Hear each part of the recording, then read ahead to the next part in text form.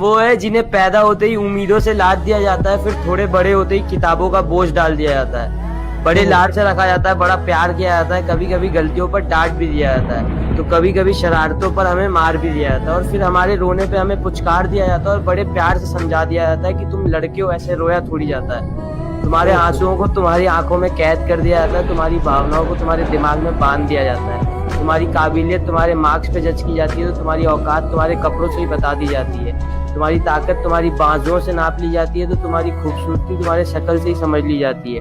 तुम्हारी नाकामयाबी पर तुम पर हंसा जाता है, तो तुम्हारी सफलता पर किस्मत का टैग लगा दिया जाता है, तुम्हारे प्यार को कितना इजीली चुतियापा कह दिया जाता है, तो तुम्हारी की गई चीजों को पागलपन समझ लिया जाता है, तुम्हारे दिल टूटने पर हाथ में मदिरा थमा दिया जाता है, तो तुम्हारे अधूरे प्यार को कटवा लिया का टैग दे दिया जाता है, तुम्हारे फीलिंग्स का गला घोट दिया जाता है, तुम्हारे इमोशंस को फांसी पर चढ़ा दिया जाता है, और बड़ी सरलता के साथ कह दिया जाता है कि तुम लड़के हो, ऐसे टूटा थोड़ी